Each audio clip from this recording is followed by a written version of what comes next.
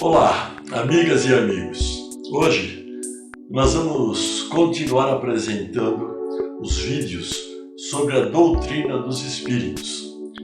Já vimos o primeiro princípio sobre Deus e o segundo sobre a criação dos espíritos, seres imortais e inteligentes do universo. Entendemos que os espíritos, eles foram criados simples e incipientes ou ignorantes, né? Nós já sabemos disso. E Deus determinou que eles devem evoluir ou progredir em inteligência e moral até o nível da perfeição. E estabeleceu que todos eles teriam a liberdade ou livre-arbítrio em suas decisões no rumo da vida evolutiva, das evoluções. Então vamos lá. A doutrina dos espíritos advoga o conceito de que Deus estabeleceu uma lei divina ou natural, que é eterna e imutável. Ela é perfeita e não está sujeita ao tempo nem às circunstâncias, embora tenha em si um elemento importante que é o progresso, a evolução. A lei divina indica ao ser hominal, nós aqui, né, os espíritos, encarnados ou não, o que deve fazer e o que não deve fazer. E ele só se torna infeliz, com certeza, porque dela se afasta. Nós temos falado isso sempre, né? As leis divinas abrangem leis físicas e leis morais. As leis físicas regulam o movimento e as relações da matéria bruta, tudo que existe aí no universo. E seu estudo pertence mais ao domínio das ciências, com certeza. As leis morais, agora, referem-se ao homem, ao ser humano, ao ser hominal, à humanidade e às suas relações com o Deus e com os seus semelhantes. Abrangem as regras da vida do espírito e do corpo físico. Jesus, ele falava de nós amarmos a Deus sobre todas as coisas, como Deus único, e amar ao próximo como a si mesmo. É a lei do amor, com certeza. E essas leis morais se referem a essa conduta dos homens, entenderam? Do relacionamento com Deus, de se tornar um com o Deus e praticar o amor aos seus semelhantes. As leis divinas são apropriadas à natureza de cada mundo. Elas são diferentes para cada morada de Deus e proporcionais, então, ao grau de adiantamento dos seres que habitam esses mundos. O entendimento das leis de Deus é gradativo e depende do desenvolvimento intelectual dos seres humanos. Estamos falando em seres humanos, não é? Entretanto, o homem ainda não entende a justiça divina e, como resultado desta condição, vive num mundo habitado por uma maioria de espíritos em débito com as contas divinas.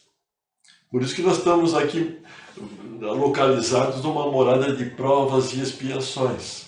A gente não compreendeu ainda o que Deus quer de nós. Na verdade, é a prática do amor incondicional, né? Vocês já sabem disso. Dentre as leis divinas, nós vamos destacar a lei do progresso, pois neste vídeo estamos exatamente falando sobre isto. É o nosso objetivo. Mais à frente falaremos das outras leis. Então, o que é que o espírito deve fazer? Ele deve progredir, evoluir em inteligência e moral, como já destacamos, né? Mas sozinho ele não é capaz de fazer isto, porque não possui todas as faculdades e precisa do contato com outros seres, viver em sociedade, então. No isolamento, o ser humano ele vai se embrutece e se debilita. Entenderam?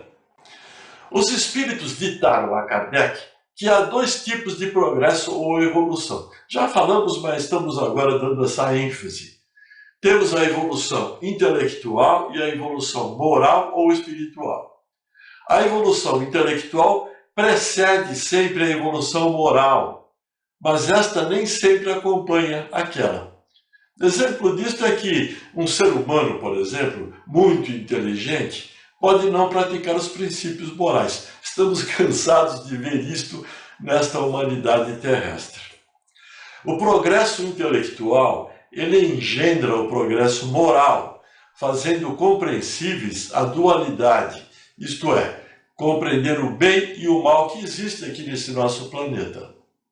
Assim, o homem pode escolher caminhos diferentes na vida, praticando o bem ou praticando o mal.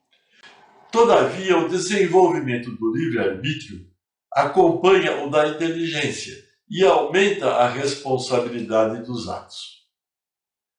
O progresso, ele é principalmente resultado do esforço individual. Nós temos falado isto. A ascensão espiritual é individual. Quanto maior for o desempenho, melhores serão os resultados alcançados. O progresso, a evolução, é fruto do próprio trabalho individual, pois, como é livre, pode-se trabalhar com maior ou menor atividade, segundo a vontade de cada um, acelerando ou retardando, como consequência, o progresso e, por conseguinte, a própria felicidade. Desta forma, cada um é autor da própria situação, feliz ou infeliz. Jesus já dizia, a cada um segundo as suas obras. A evolução intelectual e moral raramente marcham juntos, mas o que o espírito não consegue em dado tempo, alcança num outro tempo, de modo que os dois acabam por atingir o mesmo nível de aperfeiçoamento. Isso só se torna possível considerando-se a existência do processo das reencarnações, que é necessária ao duplo progresso.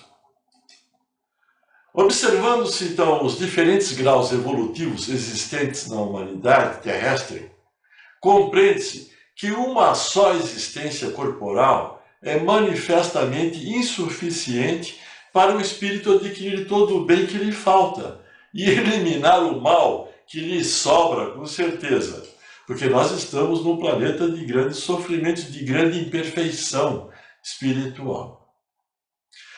Agora, a misericórdia divina concede aos espíritos, aos seres imortais, tantas encarnações quantas forem necessárias para atingir o objetivo, isto é, a perfeição.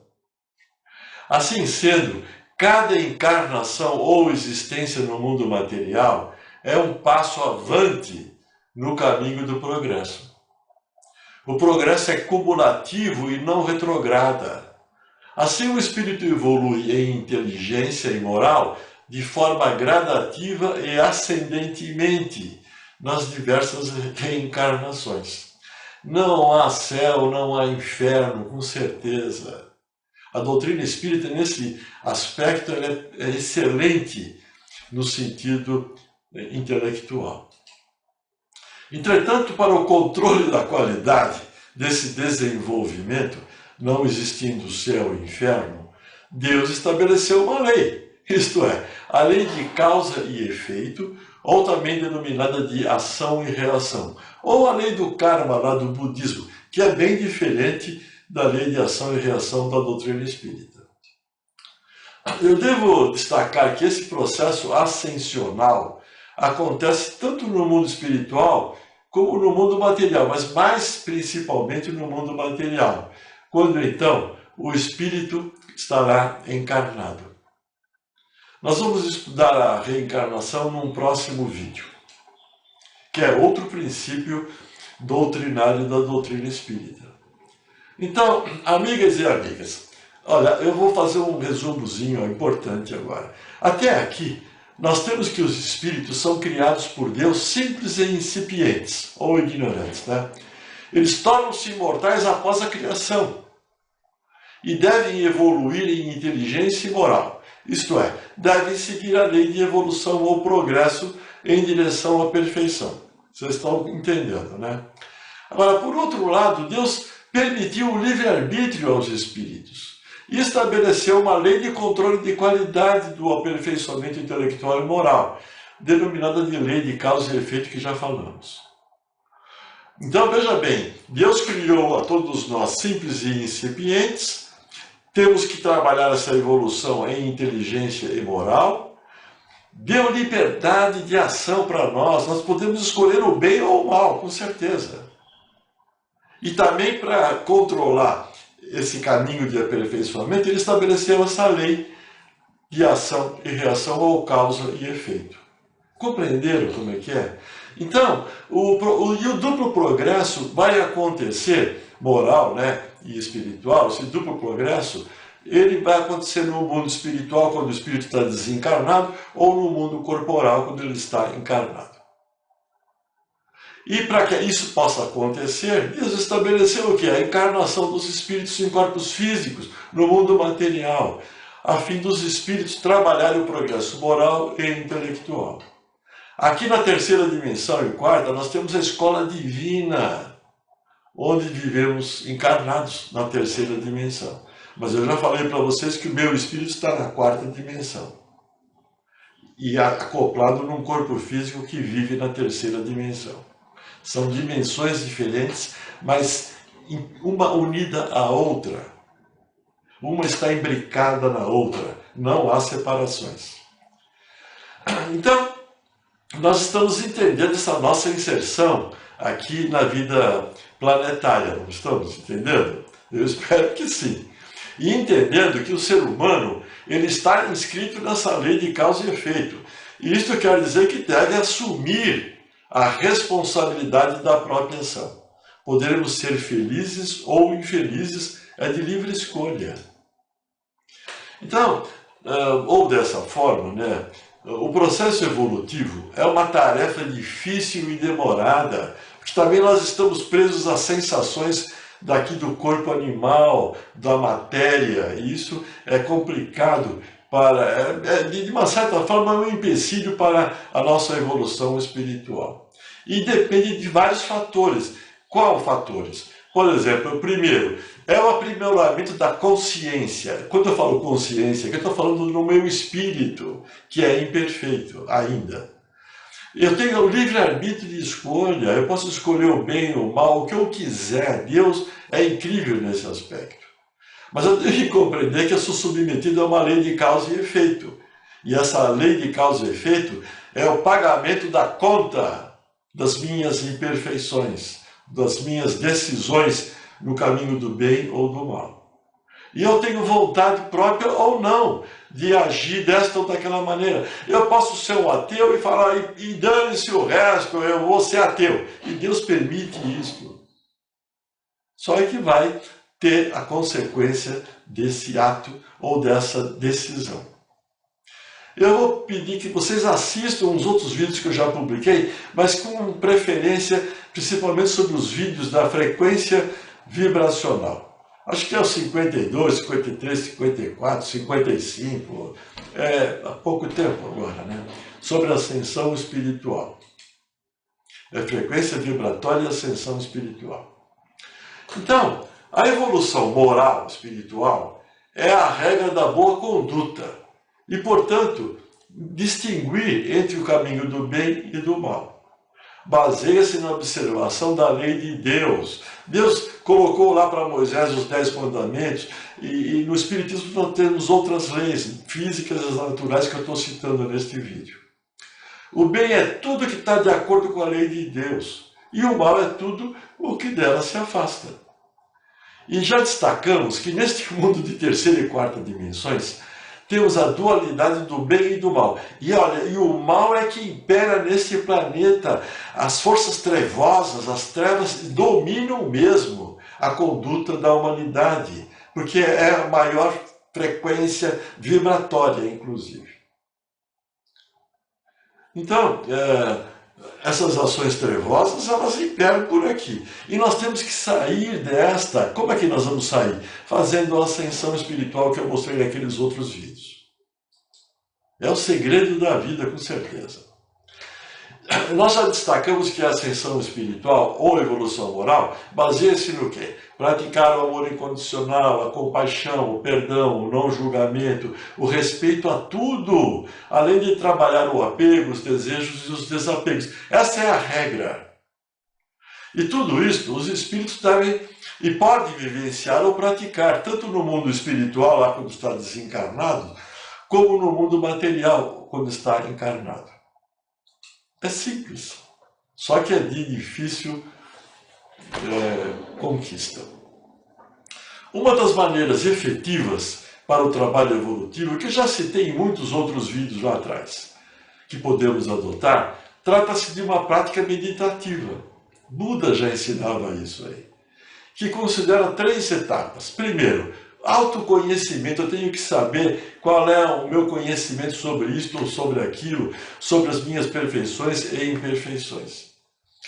Tenho que reconhecer essas imperfeições e perfeições e me transformar, mudar as minhas condutas. Quando eu faço isto, eu posso me tornar um com Deus, com a fonte criadora, com a presença da fonte que eu falo sempre. E quando isso acontecer, Deus se revela a mim.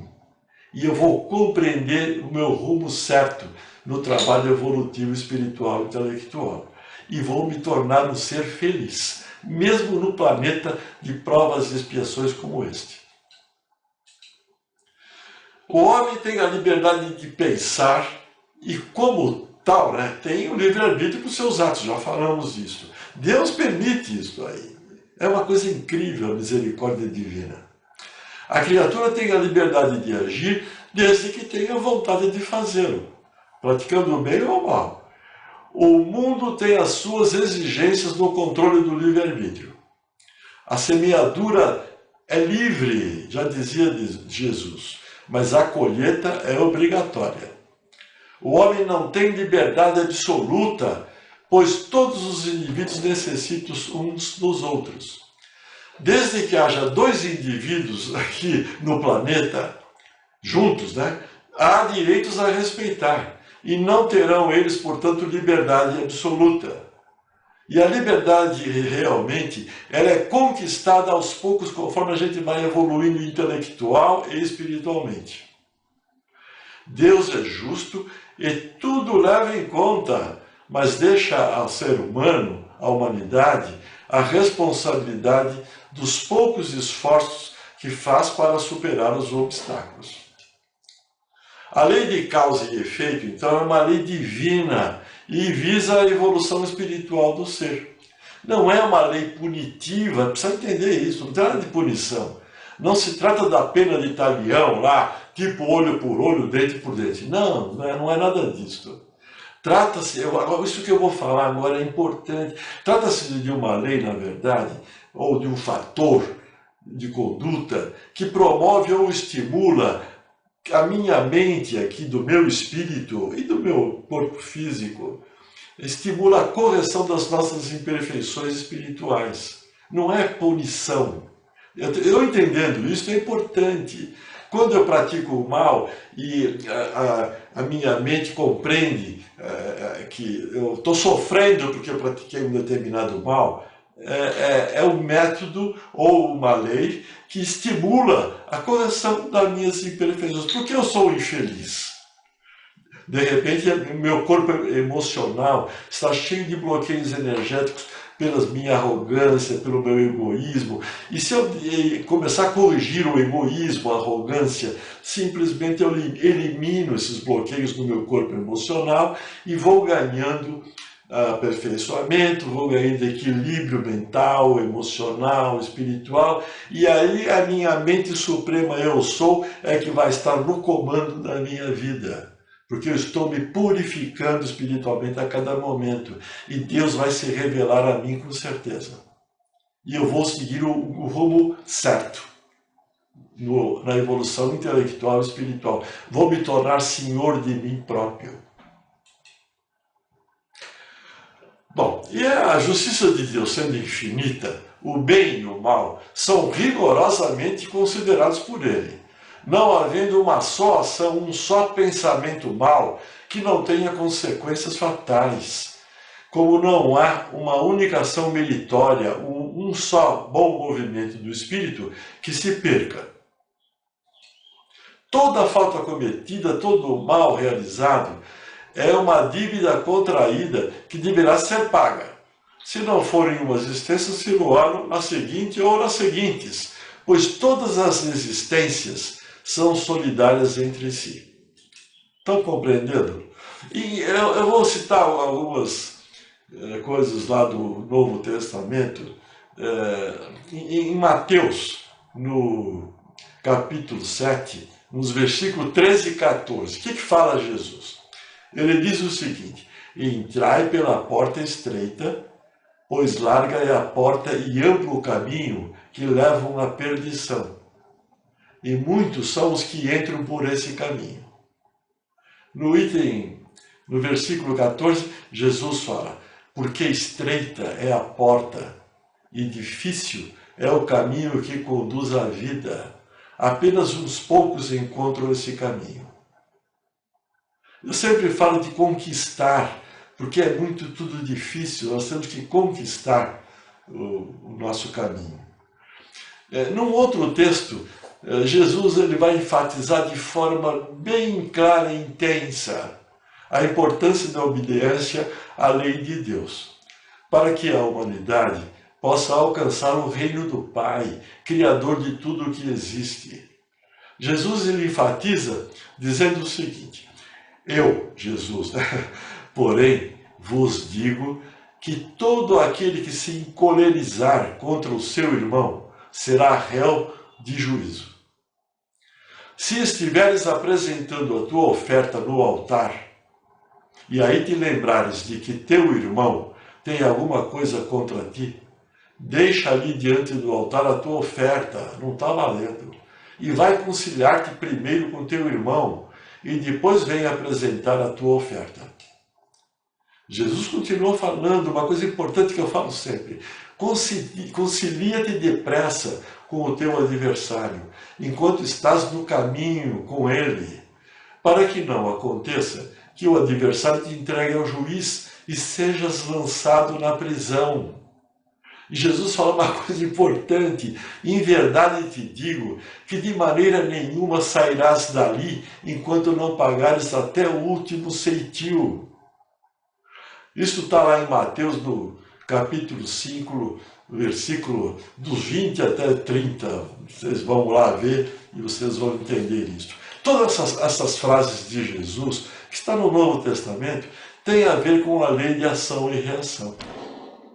Mas vocês vejam que a lei é rigorosa ao extremo, para a gente alcançar a perfeição, para a gente estar um com Deus, para a gente mudar de vida aqui nessa existência de provas e expiações. Entenderam? Então, nós podemos afirmar que nós temos duas espécies de aflições ou sofrimentos na vida. E eu publiquei vários vídeos sobre Jesus. Procurem lá, é importante essa compreensão do que Jesus fala. E é simples. São 2 mandamentos só. E aí, essas aflições ou sofrimentos na vida têm 2 espécies de situações. Umas têm sua causa na vida presente aqui, e outras fora desta vida, em vidas passadas. A lei de ação e reação é a conta a pagar tanto do que fizemos em outras vidas, em outras reencarnações, como na reencarnação atual. É tudo na hora, é loucura, porque todas as reencarnações são solidárias, como já falamos. Então, como sabemos, nós todos estamos alocados neste planeta ou morada de Deus de provas e expiações, onde estão presentes o sofrimento e a dor. Mas também há um pouco de felicidade para aqueles que trabalham melhor a evolução espiritual e intelectual. Deus é misericordioso. Dessa forma, toda a falta cometida, todo o mal realizado, é uma dívida contraída que deverá ser paga. O espírito sofre, quer no mundo corporal aqui, quer no espiritual, em consequência de suas imperfeições. Então ele fica sofrendo sempre, até cair numa morada de Deus de regeneração, por exemplo, que é a 5ª dimensão que eu já mostrei lá na ascensão espiritual, que há mais o bem do que o mal. mais felicidade, mais saúde, mais vivência amorosa, com certeza. Então, a lei de causa e efeito permite-nos compreender a justiça de Deus. Em resumo, né?